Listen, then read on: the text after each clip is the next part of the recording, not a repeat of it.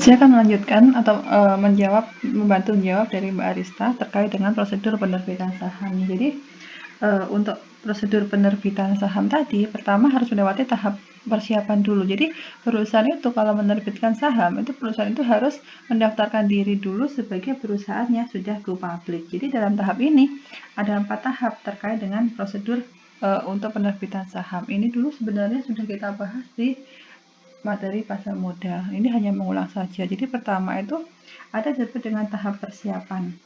Yang kedua ada yaitu tahap pengajuan dan pernyataan pendaftaran.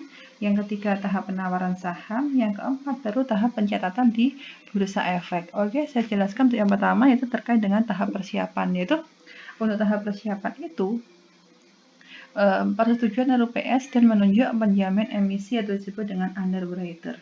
Jadi sesuai dengan SK Menteri Keuangan di tahun 1991 yang dapat melakukan penawaran umum itu adalah perusahaan atau emiten yang di dalamnya itu sudah menyampaikan pernyataan mendaftarkan diri kepada Bapepom LK. Kalau sekarang itu untuk pengawas pasar modal itu yaitu pihak OJK untuk menjual atau menawarkan efek kepada masyarakat, dan pernyataan pendaftaran itu sudah efektif. Jadi dikatakan sudah ada tahap persiapan kalau di dalam itu sudah melakukan penawaran umum, sudah menyampaikan pernyataan pendaftaran kepada OJK. Jadi untuk perusahaan yang sudah mendaftarkan yang bermaksud menawarkan efeknya kepada masyarakat melalui bursa efek atau melalui pasar modal tadi, itu harus mempersiapkan hal yang diperlukan. Yaitu pertama, perusahaan itu harus menetapkan rencana untuk mencari dana. Bagaimana cara mencari dana itu dengan perusahaan itu sudah go public. Yang kedua, dari rencana go public tadi dimintakan persetujuan kepada pemegang saham dalam RUPS. Jadi di sini ada persetujuan RUPS dan menunjuk penjamin emisi. Yang ketiga, emiten itu mencari yang namanya profesi penunjang, mencari yang namanya lembaga penunjang. Untuk apa? Untuk membantu menyiapkan dari kelengkapan dokumen dari suatu entitas. Nah, untuk penunjang ini disebut dengan yang pertama adalah underwriter, ini penjamin emisi.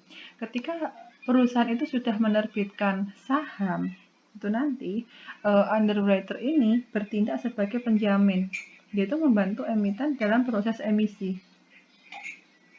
Jadi nanti untuk perusahaan itu ketika mau bertransaksi di pasar perdana, itu bukan perusahaan itu turun tangan sendiri menawarkan sahamnya kepada masyarakat atau kepada calon investor, itu enggak.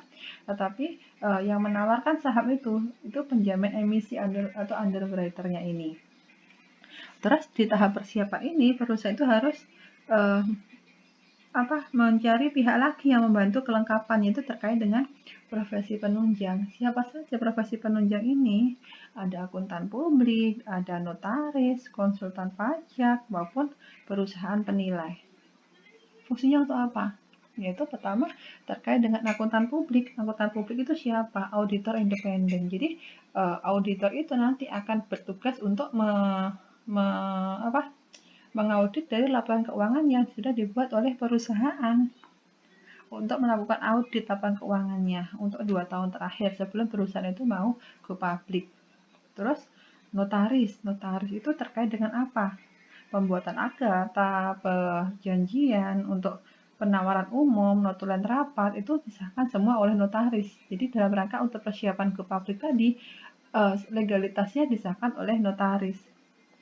Untuk konsultan hukum menilai perusahaan dari segi hukum, legalitasnya kayak gimana. Jadi dari notaris tadi disahkan oleh konsultan hukum. Selanjutnya ada perusahaan penilai, yaitu di situ ada menilai aset yang dimiliki perusahaan itu yang tercatat dalam neraca itu atau semua kewajibannya itu didasarkan dari penilaian dari perusahaan itu, perusahaan penilai. Jadi bukan semua yang menilai dari perusahaan sendiri, bukan, tetapi dari perusahaan penilai. Itu terkait yang pertama, yaitu di tahap persiapan. Selanjutnya ada yang namanya lembaga penunjang.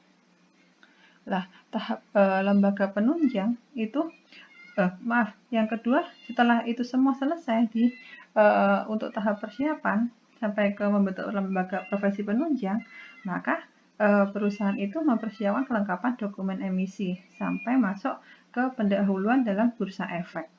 Selanjutnya ke tahap yang kedua, pengajuan dan pernyataan pendaftaran, yaitu di sini ada otorisasi dari Bapak LK yang sekarang itu otorisasinya kepada pihak OJK, yaitu pada tahap ini dilengkapi dengan dokumen pendukung tadi.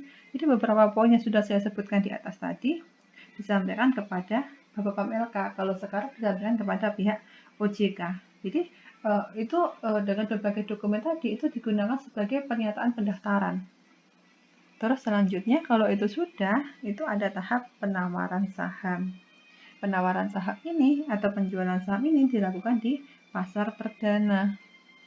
Jadi tahapan ini merupakan tahapan utama karena pada saat ini emiten atau perusahaan di saham penawaran ini menawarkan sahamnya pertama kali kepada masyarakat, kepada investor. Jadi investor itu dapat membeli sahamnya melalui agen penjual yang telah ditunjuk. Jadi agen penjualnya siapa? Penjamin emisi ini tadi. Untuk masa penawarannya ini sekurang-kurangnya 3 hari kerja. Jadi tidak semua keinginan investor terpenuhi dalam tahap ini. Jadi misalkan gini, saham yang dilepas ke pasar perdana itu ada 100 juta saham misalkan. Sementara yang dibeli seluruhnya investor ada 150 juta saham. Maka ada beberapa investor yang tidak mendapatkan saham dalam pasar perdana ini. Maka investor tersebut dapat membeli sahamnya di bursa efek. Jadi tahap transaksi penawaran di penjualan saham ini bukan dari perusahaan secara langsung ke para investor, tapi dilakukan oleh penjamin emisi di sini, oleh agen penjualnya. Nah, terus harganya bagaimana? Harganya ditentukan oleh penjamin emisi. Dan harga ini nanti sebagai nilai nominal dari saham. Nah, itu nanti kalau sudah ada pembayaran dari agen penjual kepada para investor, itu uangnya menambah ekuitas dari perusahaan. Selanjutnya, di tahap pencatatan bursa ini berarti untuk mulai penjualan saham di pasar perdana, selanjutnya masuk ke pasar sekunder, yaitu di transaksi di Bursa Efek Indonesia. Jadi ada prosedur penerbitan saham di sini. Oke, jadi semua biaya langsung yang terkait atas penerbitan saham itu, baik itu penjamin emisi, biaya akuntansi, biaya hukum, percetakan pajak, dan sebagainya, itu mengurangi pendapatan atas penjualan saham. Jadi hasil penjualan saham ini tadi, itu kan nambah ekuitas perusahaan, jadi dikurangi dengan semua biaya yang sudah dikeluarkan untuk persiapan penerbitan saham itu tadi. Itu untuk prosedur penerbitan saham. Saya jelaskan kembali karena di slide juga belum ada, slide yang presentasi belum ada. Dari sini ada yang mau ditanyakan?